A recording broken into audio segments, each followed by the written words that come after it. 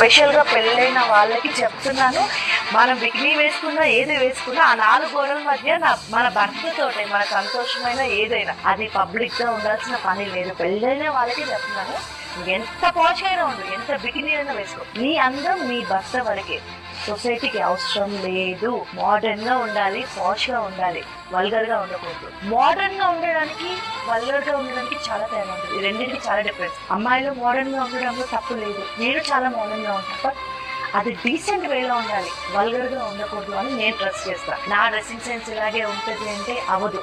వాళ్ళకు నచ్చిన విధంగా ఉండాలి. వాళ్ళు నలుగురిలో ఉంటారు కాబట్టి కొంచెం మనం కూడా వాళ్ళ గౌరవాన్ని కాపాడేది మన బాధ్యత. మనం మధ్య తరగతి వాళ్ళం, మనం ఎక్కడి నుంచి వచ్చాం, మన పేరెంట్స్ ఎక్కడి నుంచి మనల్ని పెంచారు, మన పద్ధతి, మన సంస్కారం. మన పంజాబ్ డ్రెస్లు చీరలు కట్టుకోవాల్సిన పని లేదు, బట్ మనం డీసెంట్గా ఉండాలి. 10 మందిలోకి వెళ్తే మనం గౌరవంగా ఉండాలి.